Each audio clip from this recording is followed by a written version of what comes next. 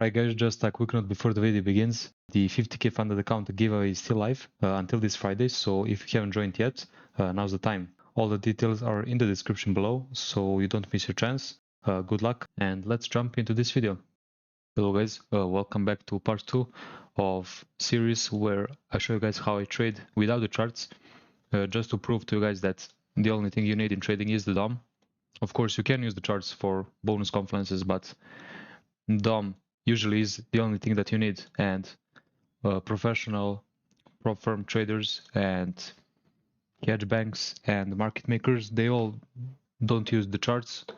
All of them use these depth markets and other points of views to look on the price, and usually it's the DOM, so that's why I am using the DOM as well, to gain that edge that big players have, of course.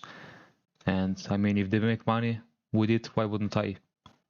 So yeah. So as I said, no charts. The only thing I'm focusing on is the DOM, is the orders that come in at real time. I'm focused on the these columns, these bid columns and these offer columns. I'm focused on where we are at the price chart at this volume profile. I'm just focused on where that big cluster is on the volume profile and how price reacts to that big cluster. For example, you can see this point of control, and if it comes back to the point of control, I'm going to just focus on if there is more buying or selling, and then of course act accordingly. So yeah, so we can see there is a very interesting dynamic between S&P and Nasdaq, where Nasdaq is at the highs, which we can see is currently breaking the highs, but S&P is not even close to it, even though we had this huge move to the upside where they left out a lot of imbalances that I would trade towards. We can see that Nasdaq is at the highs, but not S&P, so I would go long on the S&P, on the idea that Nasdaq will continue to move up even higher, and S&P will move up with Nasdaq and recover these whole imbalances they left out, because we can see how not that many contracts have been transacted up here compared to these lows. So they just basically like to move to the zones and to places where they can level out the book. So there's the move. Nasdaq's moving. I can go long on the Nasdaq as well, since I'm bullish on the S&P. Of course, Nasdaq should move up with S&P as well,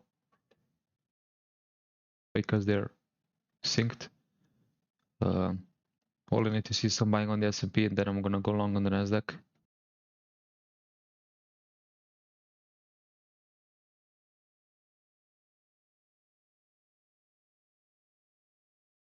When it comes to Nasdaq, I'm only focused on those little clues, those little pushes up and down.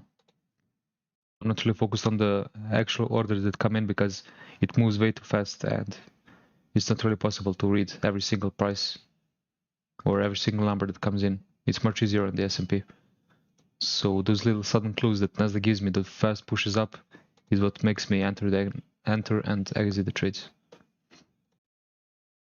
So you can just see how Nasdaq likes to push up, push down, push up, and it's all happening in this zone, which is a very tight zone. So it's a very good entry for me. So let's see if S&P can hold out this range. This is just a little reaches down to then continue its move to the upside again, or that's the idea that we are trading.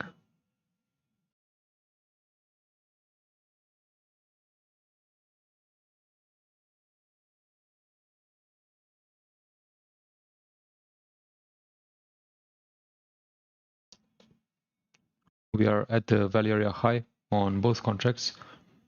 We can see this purple is the value area, and this light blue is the value area high, which means the asset for today's session is a bit more expensive, but I can see that they tried to go up, but they went down and left, as I said, these empty shops, these imbalances that I'm trading towards.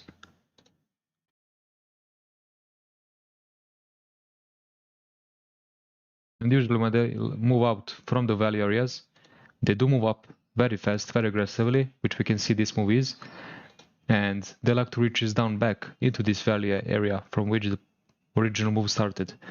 where they spent a lot of time, or the most amount of time, to then resume the move and move up again. So they're basically just coming down. This retrace down is just designed to pick up a bit more sells, because retail traders, when price drops, they like to sell, and someone has to buy those sell contracts, which is the market makers, and they buy all those sell contracts, they trap people short, and then they resume the move to the upside, and of course go higher, which we can see is happening right now. This 285 is a big buy, so there is a lot of buying in this zone. 159 as well. Then you see the fast move up.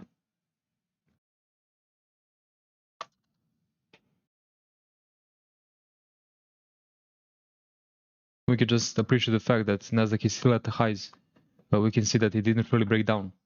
And the more time they spend at the highs, the more likely the chance that they will break the highs again and move up even higher. So there's the move. Good.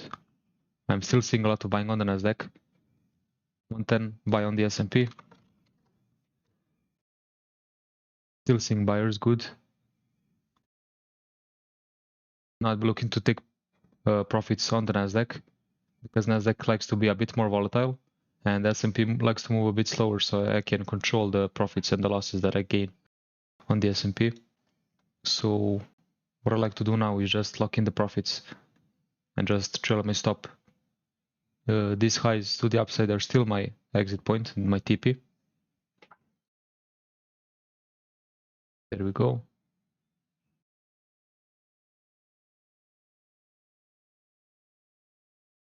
Come on, hit my TP, 164, there we go.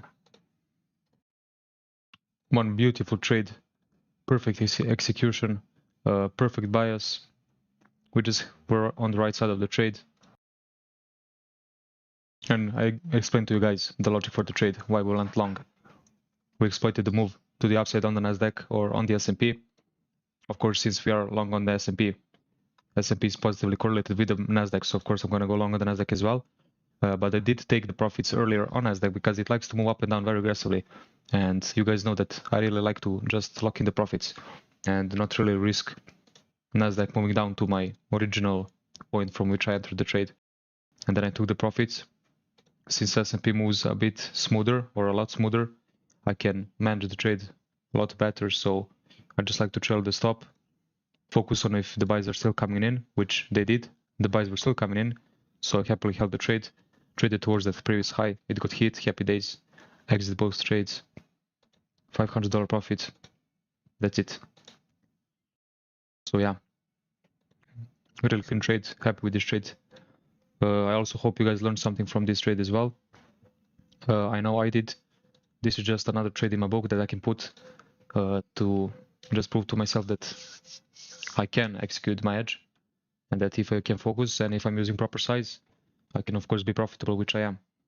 But this is just like a reminder that when bad things happen, or when bad days occur and I lose a lot, I shouldn't really be mad, because I know days like this come always, and there are more good days than bad days.